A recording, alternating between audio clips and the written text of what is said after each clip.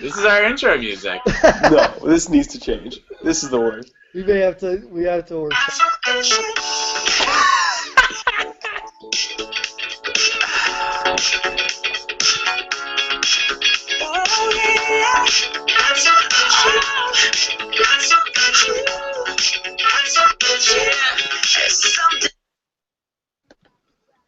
All right.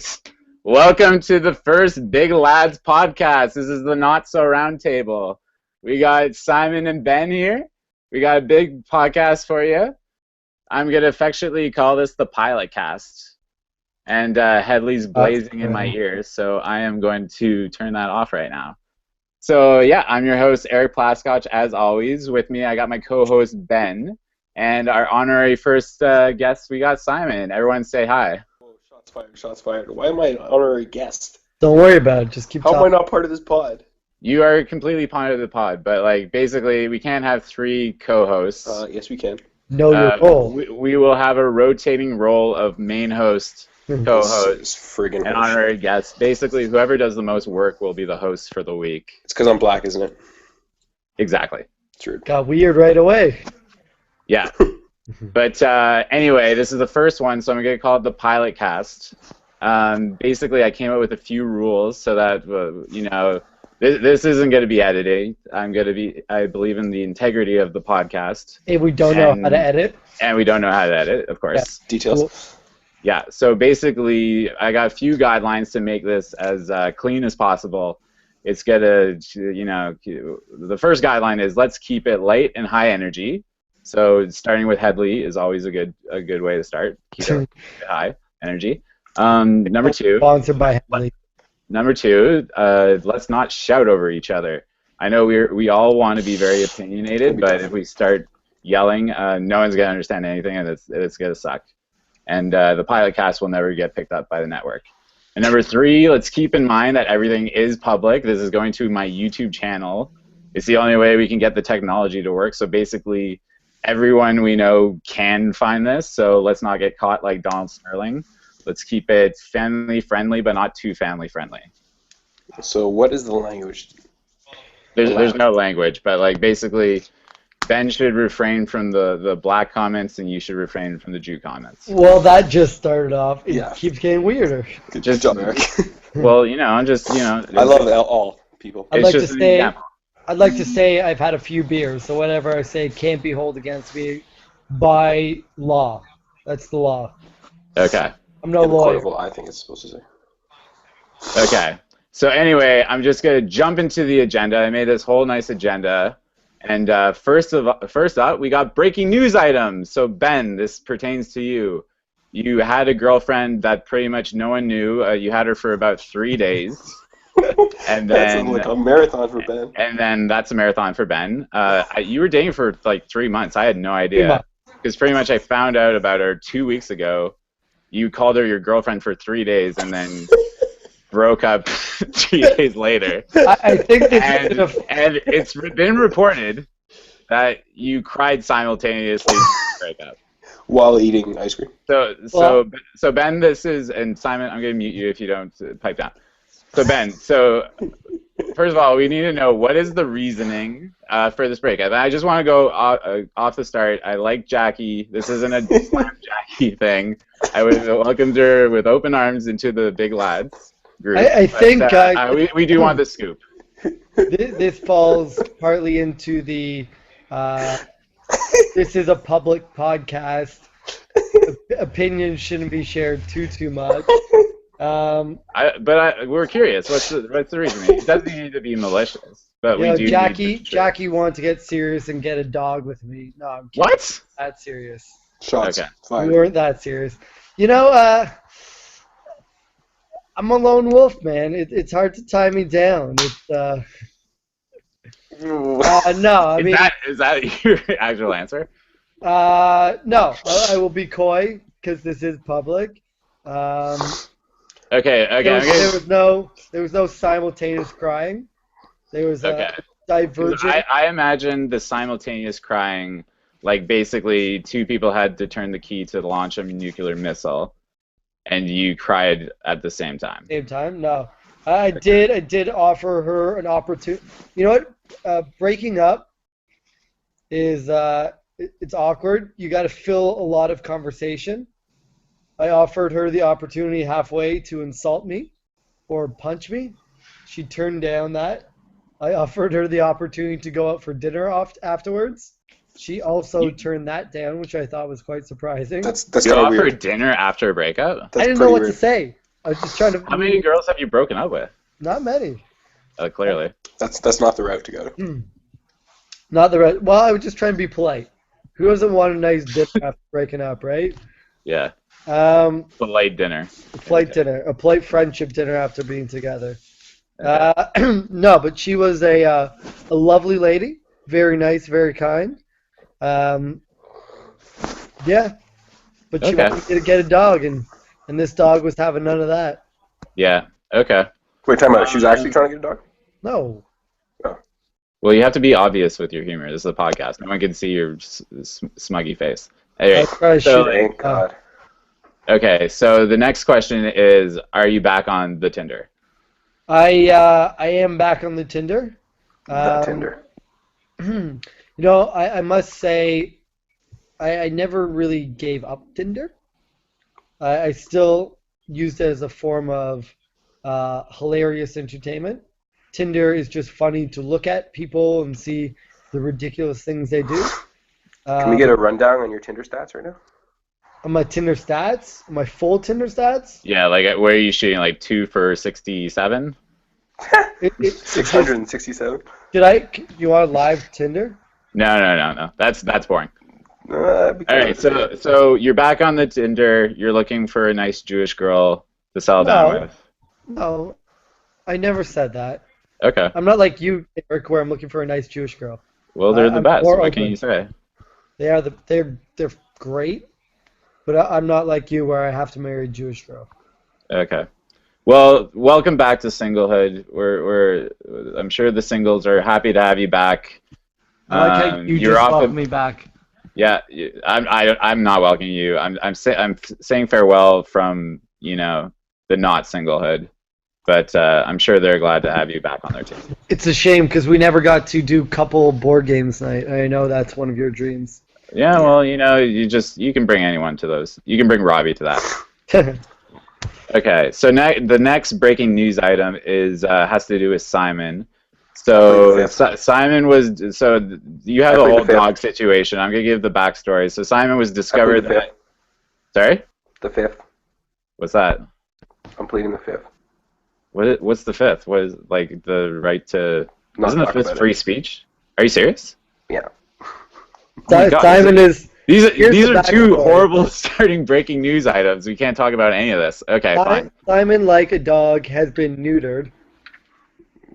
Ben, like a prepubescent child, is without women. Okay, this podcast is going south pretty quick, so I'm just gonna keep going on the agenda. So breaking Get news into the stories. meat. You know what? I'm gonna throw another breaking news story. Love it. Brooks Simpson's parents are celebrating their 40th anniversary. Hey, big shout out. Big tunes. Big tunes. Shout out to the Simpsons. Oh, hi. It's Wendy. Simpson family, friends of the podcast. Friends of the podcast. It's Good pretty friends of sad the when the pod. Simpson family 40th wedding anniversary is the best breaking news story. I mean, that's pretty big time. Pretty big. Yeah, I news. guess so. One of I wish my we could- favorite married couples out there. I wish we could put that picture Brooke put in the group in here when he was looking hot. We'll figure that out for next time, actually. Good call. Okay. The technology will catch up to the talent. All right, so let's talk about the meat of this podcast. First, we're gonna go over the NBA series that are currently going on, and actually, let's talk about the Raps versus Nets series. Basically, the Nets beat the Raptors in 7 games. I think the consensus was that we were a young team. They looked kind of sluggish and fatigued in the game 6 and a little bit in game 7. And then we had troubles with turnovers, with matchups, all series. Simon, you're going to start, then Ben. What are your overall thoughts on the series? I think we were a much better team. I think we played like crap the entire time. Way too many turnovers. We had like 20 turnovers a game or something like that, at least for the first 3 or 4 games, which is nuts. And we were still in every single game. I think we were a much better team. they just didn't use their pieces well. I think Joe Johnson could kill us anytime we touched the ball, and they just only occasionally went to him. Didn't make any sense. But yeah, other than the refs killing us, but the refs are killing a lot of people these days. All right, Ben, they were a big part of the series.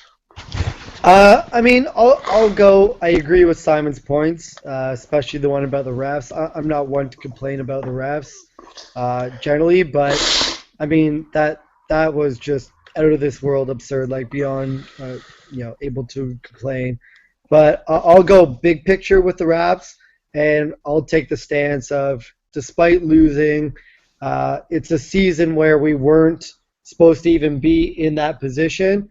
And the fact that we got that far and teams had to, quote unquote, tank to get to us because we were so far ahead of them, take it as a big win. It's a young team.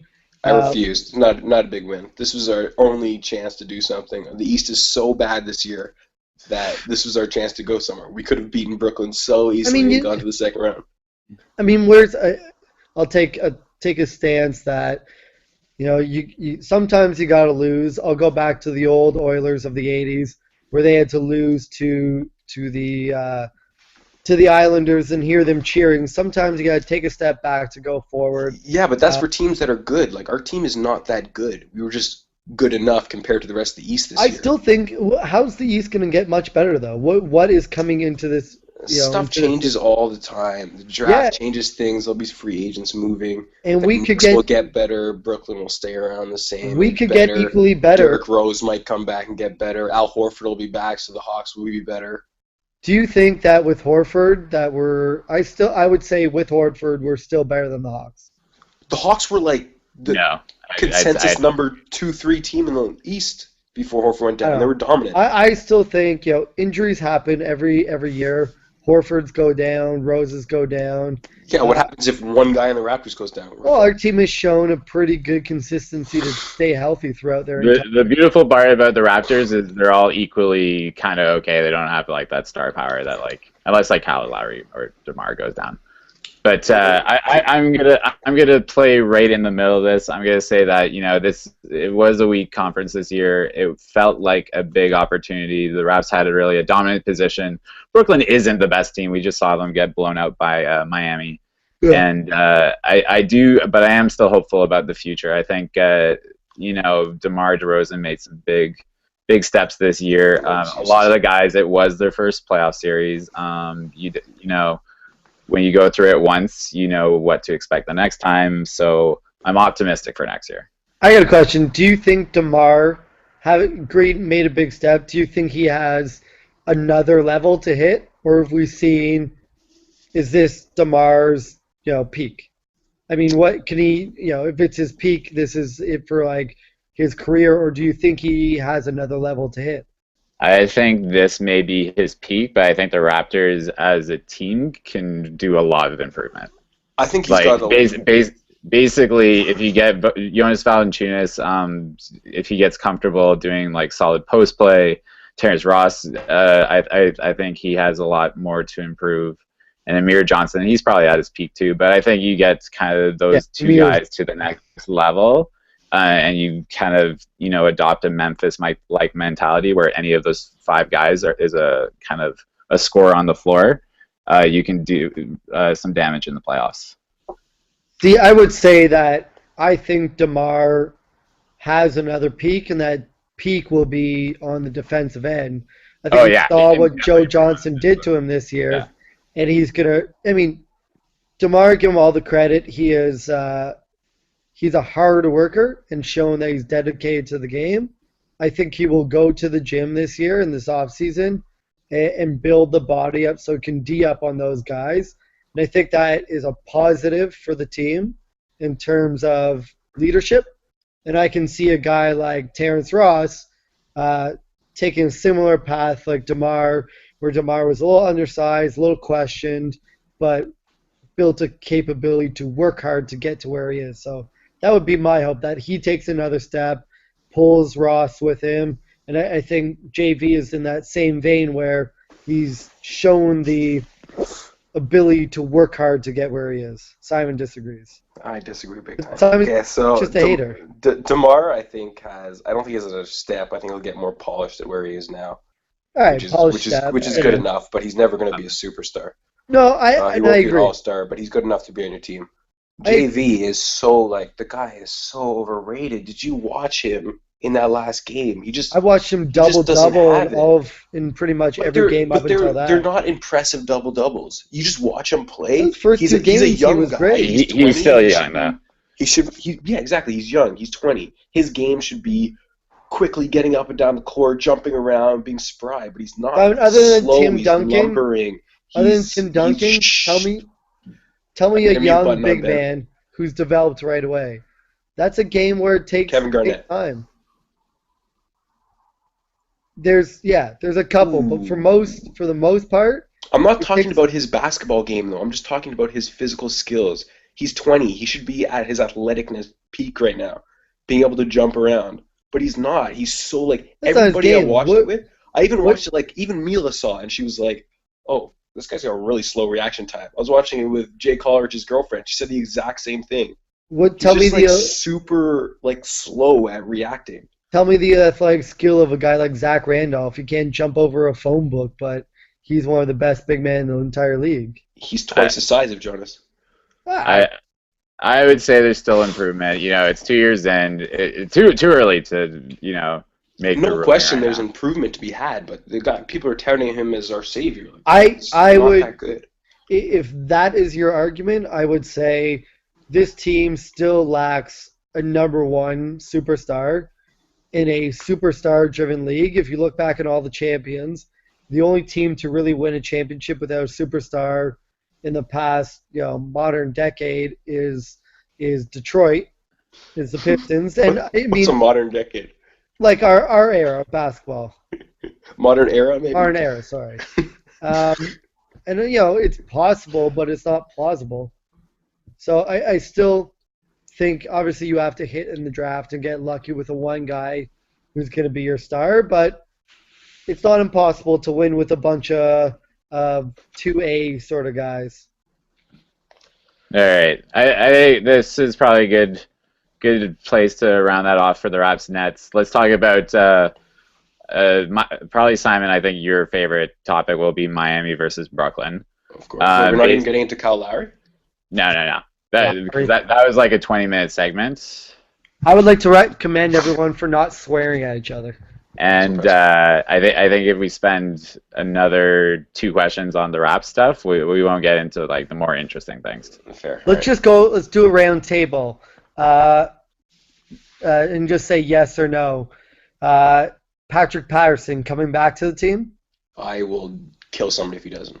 So that's a yes. Eric? I'm hopeful. I don't know. Grievous Vasquez coming back to the team? He wants to more than anybody I've ever seen. Yeah. He declared Toronto Raptor Day with the mayor and Dwayne Casey just a week ago. Kyle Lowry. I guess so. I think he's out of here. I think they're gonna sign it. They're gonna give him whatever he wants. I think that we'll sign him. I think he's gonna ask for a reasonable, a contract that is realistic. Yeah. But I think the Knicks are gonna give him more. Somebody's gonna give him more. I know, but this is the best fit have money? for him. I don't even have money for him. The Knicks? Yeah. I think they're all tied up. Okay, and finally and most importantly, Tyler Hansbrough coming back to the team or not? I hope not. How is that more important than Chuck Hayes? Chuck Hayes. Yeah, Chuck Hayes was. Do not say it. Get on that bandwagon. Chuck Wagon was leading the charge. Once we open this Chuck Hayes thing, we'll never stop talking. All right, so let's Miami versus Brooklyn. Quick round table there. That was a good round table. That's a good idea. We'll do that at the end of each thing. Okay. Miami versus Brooklyn. So Miami versus Brooklyn. So basically, Miami just won. You had the feeling that Miami was going to win the entire time. Basically, they swept the Bobcats round 1. Brooklyn had a tough 7-game series against the Raptors. Basically, LeBron just scored 49 points the other day, and they just gave him an ass whooping in the last 2 minutes of this game tonight. I'm gonna give Simon basically his solo segment of how good LeBron is because I know that's really what he wants out of this entire thing. And then Ben, I'm gonna mute you. Okay, so Simon, you got free reign. Simon? Apparently Paul Pierce. What? Breaking news on the pod. Breaking news. What's the breaking news? Apparently, from what I saw from an unreliable source, this came. Well, I mean, I was reading Hoops Hype, who was requoting an unreliable source that apparently they met up. They were walking through the locker room. Wait. Ben, replay that because I just muted you because I was gonna give Simon free reign. Okay. So I didn't even get the breaking news. I was reading Hoops Hype, which is a reliable source, who was quoting some mysterious, unreliable website that apparently LeBron and Pierce were crossing each other in the player entrances. Pierce was talking shit, punched LeBron in the face.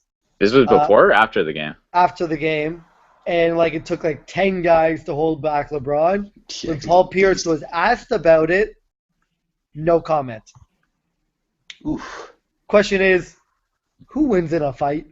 That's not a question. That's Sorry, not would the better question be, how many guys would it take to hold back LeBron? At least 30. Does LeBron even have the capacity to get angry? I don't really. surprised. I mean, you look at his Samsung commercials with his kids. He's the I don't best. think he has. He doesn't seem to have that rage in him. He's the best. But he is a you can beast. go. I just wanted to share that little tidbit I read. No. We'll give Simon the free reign to say about how good LeBron is and how he would win in a fight against anyone. Okay, LeBron James. He's getting close to GOAT status. I don't want to say it because Michael Jordan is Michael Jordan, but he's unstoppable. It's getting out of hand. Everybody talks about the Heat being a super team. They're not. They're not that good. Dwayne Wade is so now. Every now and again he goes off, but most of the time he's an average player. Chris Bosh, most of the time, average player. Ray Allen doesn't really do much. Shoots a good clutch three every now and then. But Clutch other than three? that, clutch three. The clutch is 3. The clutchiest of threes. Okay. Other than that, it's LeBron and only LeBron. He does it all. It's insane. They talk about the on-off switch Miami has. They don't really have an on-off switch. They have most games, everybody's playing like shit, and LeBron has to be okay, it's time to turn this off. Today's game. LeBron's not playing that well. Nobody else is really stepping up. Dwayne Wade has an okay game. Last 5 minutes, they're going to lose. LeBron switches it on, plays ridiculous defense. They get back in the game. And Is that not similar to last night in the OKC game? With who, in Westbrook? what sense? No, with Durant. They were Durant only hit hanging in 2 there. shots. Hanging in there, and then Durant was having a great game, but in the last final minutes, he's okay, now I have to play sick D and play sick offense. because He didn't really play defense. It had nothing to do with his defense. The game had something to do with Chris Paul messing up and the refs. It was more Westbrook. It had nothing to do with He had Trevor. a huge three-pointer. He had 10 points in the final 5 minutes. Westbrook had 30 he had a points. three-pointer, which was big, but Quarter. there was also the both refs blown calls. The Westbrook. Did Westbrook make the steal on Chris Paul? Yeah. I think Chris Westbrook Paul. steal He and caused the Westbrook- turnover to go to Reggie Jackson. Yeah, and then there was the fouled three and the clutch three throws. Anybody that was Westbrook's win. I'd like to tangent for a second. Yeah. If I'm rooting for a team and my star player is wearing a pseudo T-shirt with a donut on the side that Chris Paul is wearing, I don't know if I can get behind that. That's weird. Oh my God, Chris Paul's the best point guard in the game. Not saying he's Shut not the up. best, but there's something about his look right now. You would It's get just behind. not championship look. Do you know what it is? Because he's busted up. He's hurt. His hamstring is torn. Yeah. His shoulder is mangled.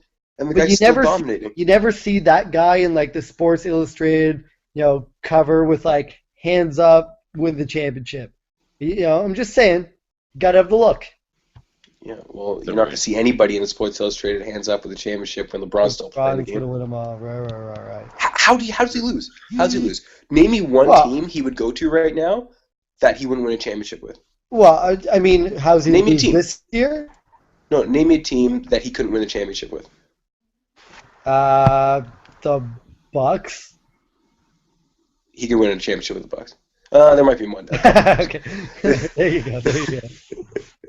Maybe the Bucks. Maybe. There's not many Sacramento. teams. He could 100% win with Sacramento. They got a lot. You know of why talent. he would never win with Sacramento? Because Rudy Gay would never give him the ball.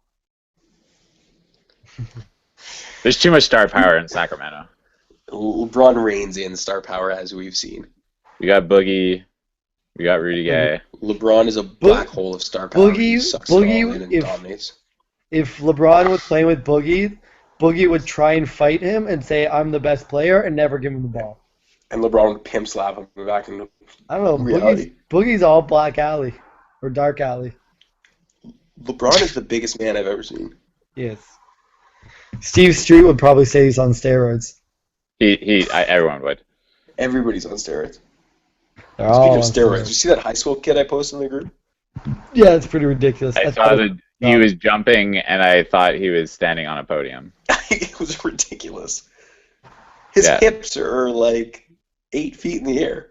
He looked like Javane Clowney, the biggest freak in sports right now. Yeah. Athletic monster. Okay, so let's do a roundtable. That a segue? Did I just segue into NFL draft? No, we're not segueing. We got like 5 other series to go through. What? Good job, Ben. Okay, but let's no roundtable on the LeBron thing. We're going right to Washington versus Pacers, which I think the least. The round table is that he is the best player in the NBA right now. He's almost the best player ever. I would say he is the best player now. He's on 100%. track. He's on track. I would say now, but not ever yet. Yeah. Not yet. On track. Okay. Hey, I'm going to keep this going. Pacers and Washington. This is probably the least interesting series, from my perspective. Both teams really shooting terribly. Both teams are in a battle to see who's going to get smoked by LeBron. Yeah, pretty much. Washington has been shooting under 30% from the three for pretty much 4 out of 5 games. Really just terrible showing. The only reason they won against the Pacers last night? Was because they had a ridiculous 62 rebounds against Roy Hibbert. Was he asleep? Was he asleep yesterday? I don't know what is happening with that guy. And he had 24 and 10 like two games ago. Okay, so basically turnovers have played a part in the few Pacers wins, but for the most part, the Pacers are playing okay, and Washington has been playing really bad. So let's start with Ben. Overall thoughts on the series. Make a conclusive thing, and then Simon, you go. I mean, overall thoughts on it. I'm still surprised how Indiana is playing this bad for a team that was looking like they had pieces to give Miami a run. My only theory I can come up with would be to place the blame on the illegitimate babies that have come up of Lance Stevenson and Paul George. It just seems like this team has lost their tough swagger that they once had. All at the same time, all the credit in the world to Washington. I think they're a team that had a lot of good pieces on paper, and they've seemed to have put it together at the right time. John Wall is, other than KD and LeBron, probably one of the toughest guys to guard in the NBA right now, just because of his sheer speed. And you know what? I like the makeup. I like Ariza guarding on the wing. He's hitting shots like he's going for a contract, which is huge. Nene is, a Brazilian jiu-jitsu freak, which I think just scares Roy Hibbert, who is made out of tissue paper at the moment. So, I mean, if Washington goes on, I'm not going to say that they can beat Miami because, of all the reasons we just mentioned, but I think they can make it an interesting series. I think they could not get blown out.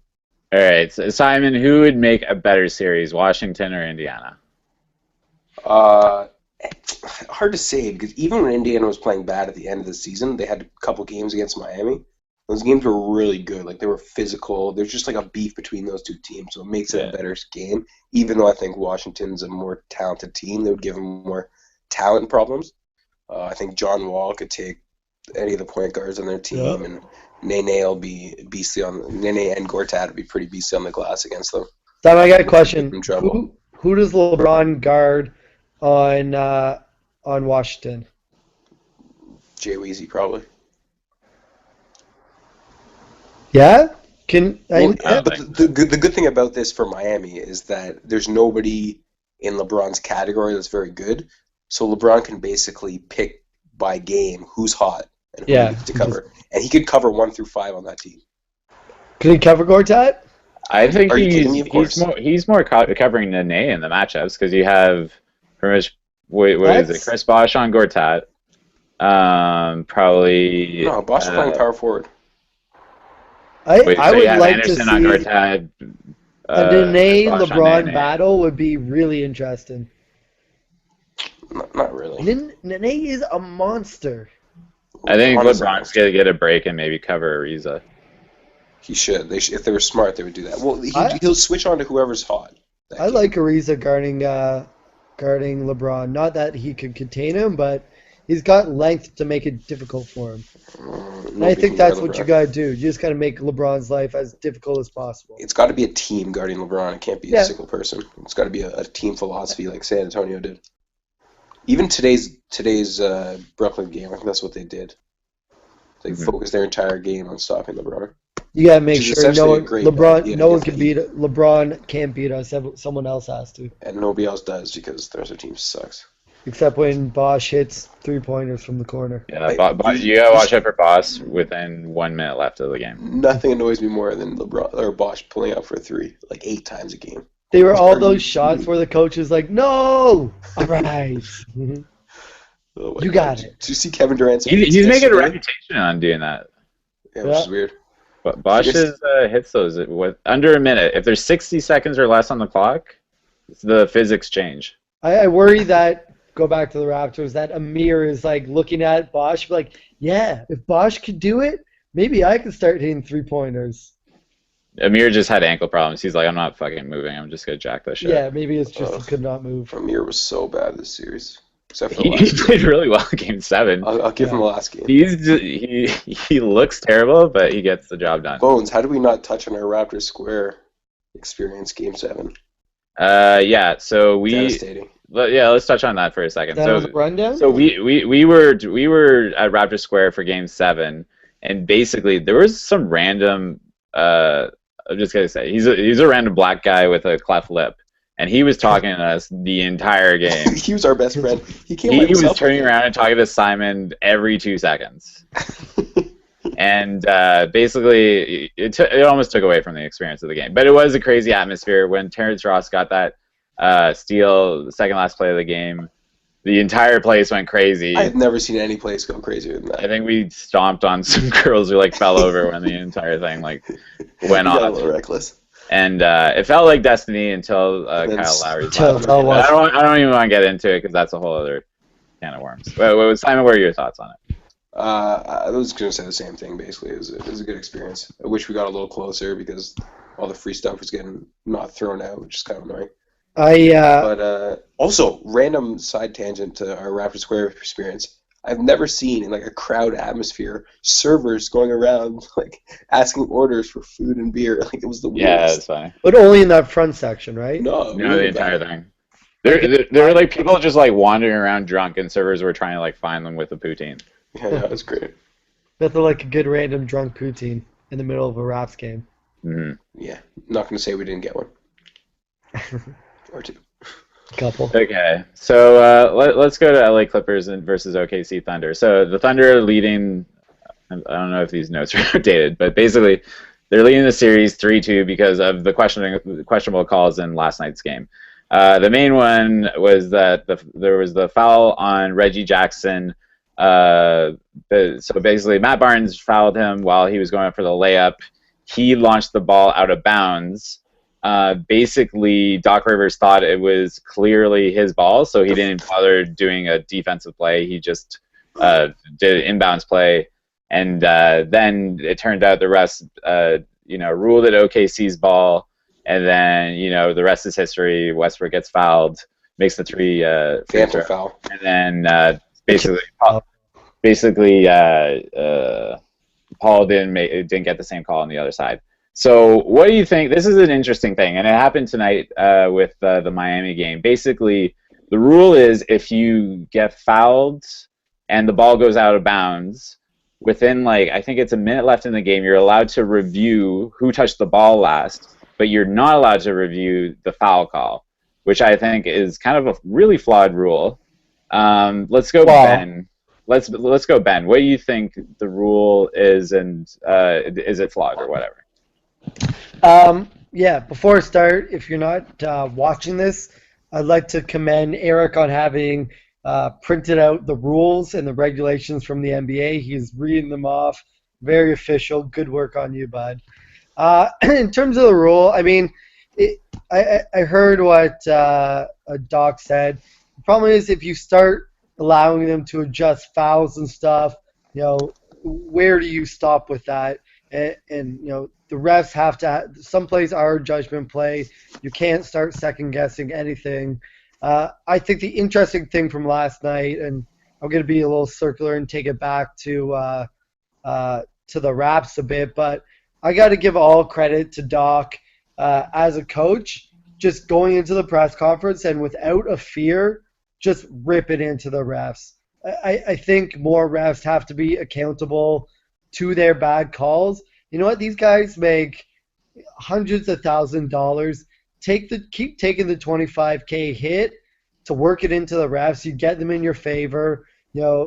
Calling them out is going to be good for you because then everyone's going to watch. And these refs don't want to embarrass themselves night after night. And I wish that's something I wish that Dwayne Casey had done in our series. Just step up to the mic, lay into them, tell them the truth, drop some truth bombs on them. I'm sure these maybe not the Clippers because they have ridiculous owners, but you don't think MLSE was paying the fine when Masai said F Brooklyn? You don't think they'd pay a fine for Casey if he told the truth?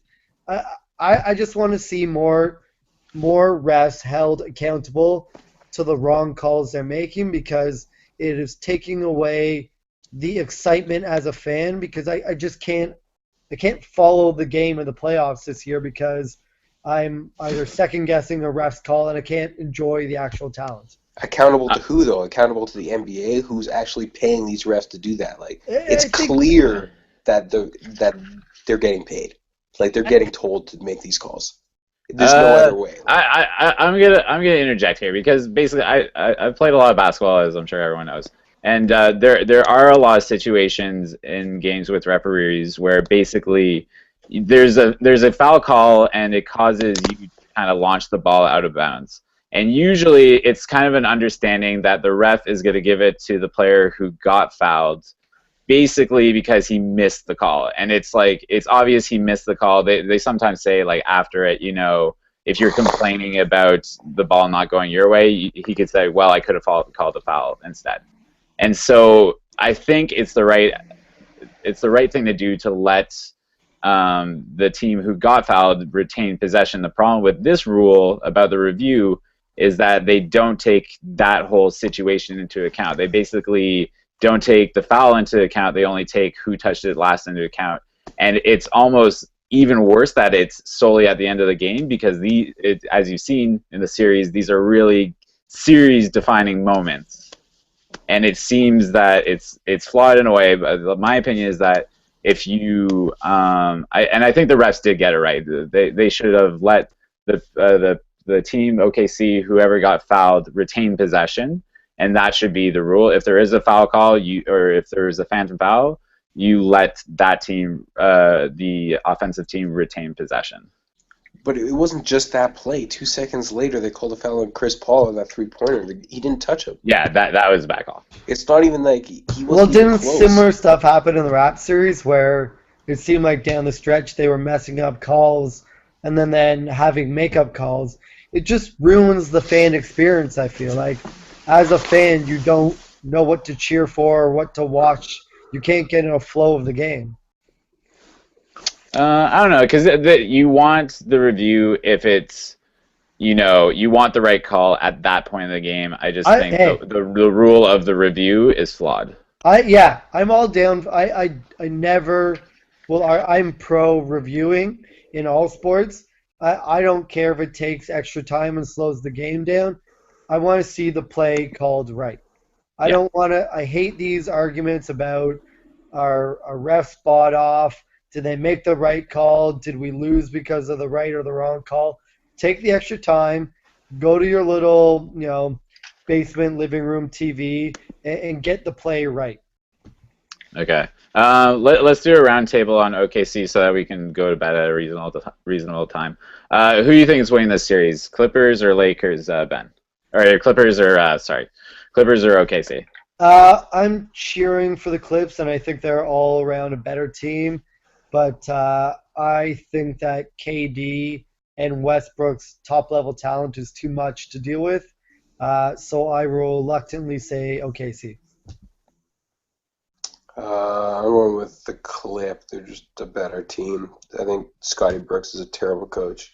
Yeah. Like Perkins was in the game for so long yesterday, it didn't make any sense. Like everybody's talking about how bad the refs were and how bad Chris Paul messed up. But if that last 49 seconds never happened, Scotty Brooks would have been crucified for that game. Yeah. Tough to argue with that. Okay. Yeah, I'm gonna go with Clippers. I think I felt like they did get robbed at the end of the game. I feel like the OKC offense is just pretty much Westbrook and Durant just jacking it up within 2 passes. I don't think that's gonna last them 2 more games. Is KD Durant the best duo that we've ever seen? It's the same person, so... Sorry, KD West. Yeah. Sorry, KD Durant. That was too much. KD and Westbrook. Sorry. 1-2 duo. I wouldn't say so. Jordan Pippen? I don't think they complement each other very well. I think it's just like at all. whoever is hot. Just I mean, just pure talent. Oh no, Kobe and Shaq. Yeah. I mean, I think they're on their way to being up on that Mount Rushmore. You look at 2 guys in a playoff series doing a triple-double. They're not going Mount Rushmore. They're going like whoever the main person is. They want to be there alone. I mean, that game a couple 2 games ago when they both had one had triple-double and one was like a board. Like that's pretty unreal. It just rarely happens though. It's usually one of them's having a good game. Yeah. Okay. San Antonio versus Portland. So I actually don't have the game on in front of me. I'm watching hockey. I got here. Who's winning right now? Tony Parker's out. What?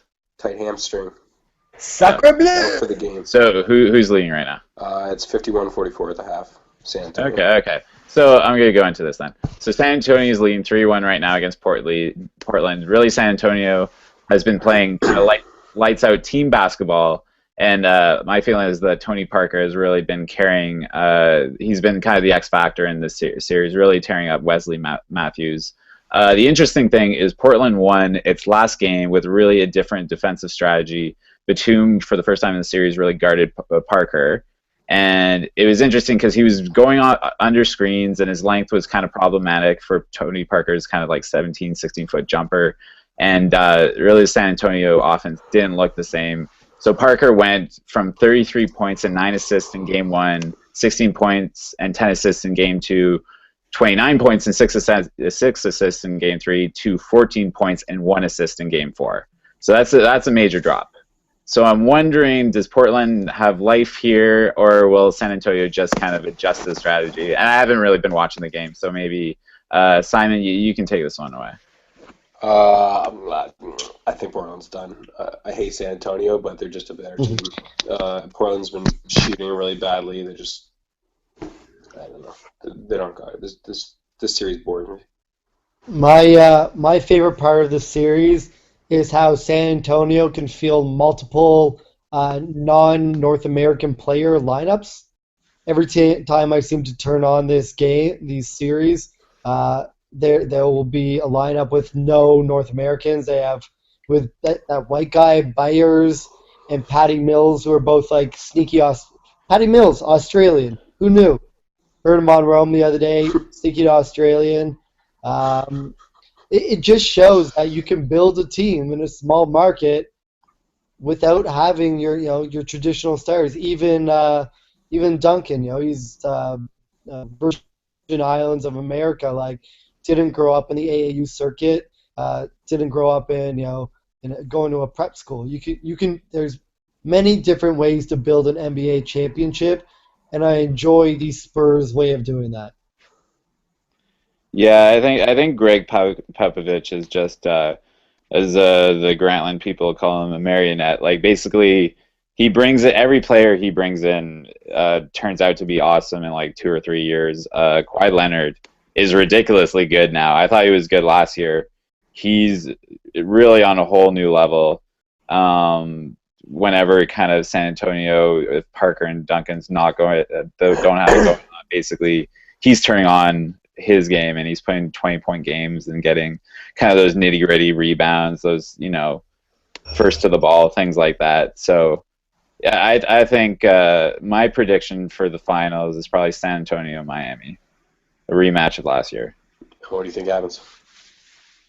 I don't know, because like Miami, they're gonna have an easy ride. I think. I don't think the Pacers or Washington are gonna put up too much of a fight against them. And I think the Western Conference is going to be like a seven-game slugfest. Yeah. So I don't know. I mean, that seems like a reasonable finals to predict. If it is, Ray Allen better hit that shot or they're losing.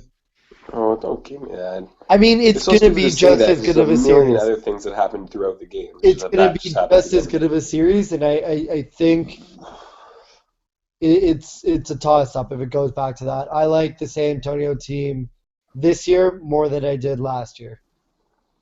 They have more pieces to throw at Miami to confuse them and to make it difficult on them and LeBron to dominate.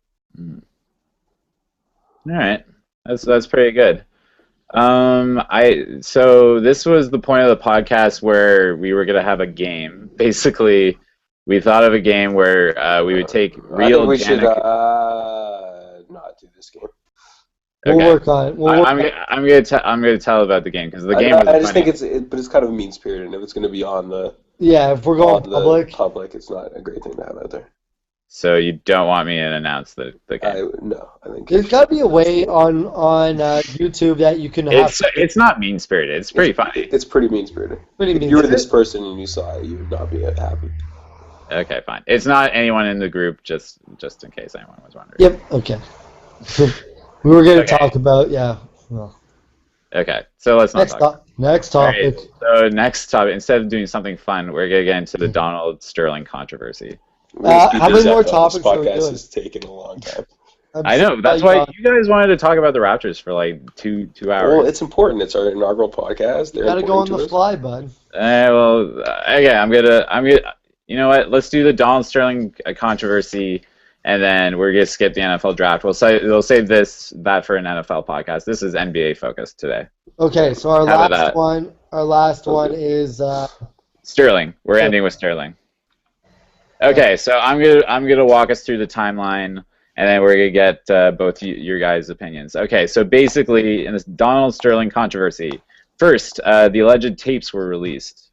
Second, the League Players Association React, basically Kevin Johnson, put the pressure on Adam Silver. Doc Rivers was really the face of kind of the worker class thing in this whole thing, and Chris Paul was kind of in the midst of it as he's kind of a prominent figure in the Players Association. So number 3, Adam Silver makes the $2.5 million fine and the lifetime ban, and then pushes the owners to force Sterling out of the league, and he basically got 100% support on that. Next, V. Stiviano, and I couldn't find V. Stiviano's first name. I think it's just V. I think she has many names. Anyway. I saw some tweet today that she has like a huge long list of prior criminal activity. Yeah? Maybe that's why she changed her name to one letter. Okay, I heard it's secretly Bieber, and that's why she wears the face guard. She had facial reconstructive surgery so that no one would recognize her for previous crimes. All right, so it seems like she is subject to jail time because of the illegal invasion of privacy and recording all of these conversations. But she claimed that he wanted himself to be recorded because of his like onset of dementia. Then V did the Barbara Walters interview, and then next, the interesting thing was Shelley Sterling basically claims that the Clippers belong to a family trust and that she's entitled to the team. And in the Barbara Walters interview, she said she'll fight the NBA if she's forced out. And then LeBron James, always tweeting and hashtagging, basically said the players will never play for anyone who's ever been named Sterling. And then there's been like there's been a whole thing, and then the CNN interview with Donald Sterling actually came out. So I want to focus here. First of all, so I think we've all heard it. Let's just get into it. Simon, how bad is Donald Sterling's dementia? The guy's a lunatic. Like I would just jump into dementia. The guy is not all there. Like the just out of control on Magic Johnson. It was just like, what was he going on about? What has that guy done? He's got AIDS. So I got the quotes here, and I had to get the quotes because they were kind of funny. Okay, so Magic Johnson, big Magic Johnson. He's got AIDS. What kind of guy goes to every city and has sex with every girl, then he catches HIV? I think he should be ashamed of himself and go into the background. And then at one point, he almost got tripped up again. Oh, yeah. Good. He does nothing. It's all talk. And then Anderson Cooper says, do you think African Americans don't do anything for each other? And Donald Sterling almost said, there's no African American. And then like he kind of like backs off. Said, oh, I'm going down a dark path here. And he says, like, okay, he was like, oh, you almost got me. Yeah, he almost got caught again. Something racist. Okay, so that's those are the actual quotes. No, but half of the Magic Johnson quotes were saying how much he loved the guy and appreciated him and looked up to him. That's why it didn't make any sense. I like how I didn't see that one. Half the time he was saying how much he looked up to him and how much he admired Magic Johnson. This one didn't make any sense because then he'd say that and then he'd say, "What has this guy done?" I like how he got corrected. Anderson Cooper was like, "I'm pretty sure he doesn't. He has what was he was saying? He has AIDS." I was like, I think he just has HIV virus and just keeps saying he has AIDS. Yeah.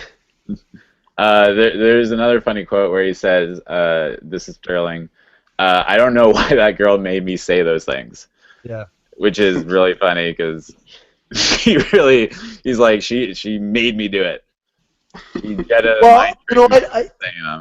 I feel like, it's a weird thing to try and defend Sterling, but, for V. Stiviano, I think she is equally as crazy as, she's not, I don't know, crazy and racist, two separate things, but equally as crazy as Sterling.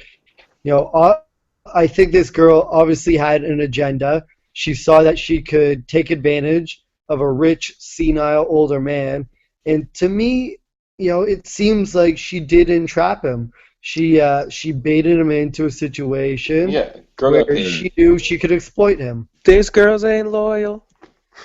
Yeah. That's girls. Maybe I should put it on YouTube. Put it on.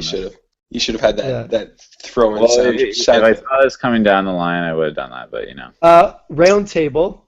Crazier woman right now. V. Stefano or Solange? Oh. Or who? Who would you rather ride the elevator with, Solange or V. Stefano? Who's Solange? Oh, Aaron. Beyonce's sister? She tried to beat it. Jay-Z not looking too tough. I'm not up to date on pop culture. So what's going on with that? Beyonce's sister tried to beat up Jay-Z in an elevator. She got real like tough. I feel like she was about to take off earrings. She was kicking. You got to see these clips. It's pretty funny. I didn't hear about that. Have you seen the after photos of them after they got out of the elevator and were walking out? Because it was at an event. Was that girl like beat to like had the shit kicked out of her, or like? It's Beyonce's sister. So Jay-Z didn't put the bounce. It's kind of weird how Beyonce wasn't doing anything. No, she just kind of stood there. It seemed like the craziness only went up to a top 4 and one member of that family. Yeah. Yeah, Well, it just goes to show that you can still have family drama when you're richer than anything. that's true. True. All right, back Mhm. to Sterling. I'm gonna say I'm at 5% battery, so I don't have too much longer. Oh God, plug it Oh in. God. Do you not have a plug? Okay, so I'm more interested in where this whole situation goes from here. Wait, can I just make So one more comment on a quote? yeah, yeah. When Sterling was like, "Oh, I definitely believe that Players love players me. love me, coaches love me, Well, the whole the Sterling owners love family. me. It's just the media that doesn't." It's I like, did like that, and are then you nuts? Chris Paul was like, no, my kids love me, why my wife loves me, my teammates love me. I don't think there's any love going on there. Uh, yeah, the Sterlings are kind of they have a little problems when it so because Shelley Sterling's pretty much said the same thing. She's like, "Oh, everybody high fives me and says I should keep the team and I should fight the NBA." This turned out great for Shelley Sterling. She I don't probably think had so. no claim to the team before. Now she's like, all right, I'm back in the money. I don't think so. So this is interesting. So where does it go from here? My feeling is the NBA is going to force them out. They're going to resell the team, and then Shelley Sterling is going to sue them for damages. Okay, here's another thing. I also don't think the punishment. I mean, I'm sure there's a moral clause in your agreement to own an NBA franchise. It's like having a McDonald's, it's a franchise. But it seems a little too big for the crime to take away the franchise from him. The lifetime ban, I'm cool with. The fine, I'm cool with. But to strip someone of their ownership like that, it seems in a capitalist society to go against a lot of I don't. I morals. At the completely same disagree. time, I I want to add something too because I think this is a bit bigger than just than this situation because this is a history for the NBA, a history for kind of working relations, like people in the workforce, but it's also a very big moment for Black history. It feels like, yeah. and I think no one is gonna not be 100% behind this. Well, I mean, It's you it's can't come really against it, and that's yeah, like, and it really is, you do have rights as a working class person to have a safe work environment. And just like I have rights at CIBC and I'm entitled to, be free of any discrimination, and anyone else has that right to where I work. This is kind of, yeah, but a very prominent. He wasn't discriminating against his employees. He Well, was a they're bad person. working. They basically the players can make a claim that they're working in an unsafe, discriminatory work environment. I mean, if I was When public opinions are like this are coming from the owner, they can make that claim. if I was Silver, I probably would have done the exact same thing, even though I don't necessarily agree with stripping him of the franchise. But time out. Can I get a word in here? Yeah, Yeah, yeah. He's not getting stripped of the franchise. He's getting forced to sell. The guy's going to make $1 billion right. He's on gonna this make thing. He's not getting 500 stripped. billion million or $500 million. No, Exactly. that's how I much mean, that's how much Milwaukee got sold for. The Clips are going for $1 billion. Go for more. Yeah, I mean, I think it was better for Silver to do more, and if they have to backtrack because of legal things, so be it, than to do less and get criticized by 100% of your owners and players who would then turn on you. And this did feel like, even though they had to sacrifice one of their owners, it felt like this was the right move to get a better kind of organizational relationship between the Players Association, the remainder of the owners, and the commissioner. So Like is there, it felt like they were collectively, working together rather than being more in an adversarial relationship. I'll go conspiracy theory here and say that maybe the Clippers have been a horrible franchise for years and years and years until they were able to bring Blake and build something around that. Is there any chance that Adam Silver and the other owners said, hey, this guy messed up, here's an opportunity to get this guy out of the league finally, where he's been a drain on us for 30 odd years? 100%. Just saying. is it maybe a silver lining to the whole situation? I think they didn't pursue kind of the racial discriminatory housing thing because this guy loves the courtroom. And unless something kind of this black and white came out, it wouldn't make sense to kind of take Weird, you know what? I'm surprised. No one said Elgin Baylor sued the Clippers when he was the GM for discriminatory practice against him. I'm surprised he hasn't come out and said anything. That's one guy that seems to be very absent in this conversation. Oh, we lost Simon. Really? Yeah. Okay. Well, let's wrap this up because this was I think it was a solid start to the podcast. Yeah, no one swore at each other. I think it was pretty good. Yeah. All right. So I got the closing comments. What's going on in Ottawa? Basically, Brooke is going to his parents' 40th wedding anniversary. No one else in the group seemed to be saying anything. This Friday night, Tay and Whitney have their birthday, and we're Friends going of the to podcast. Yeah.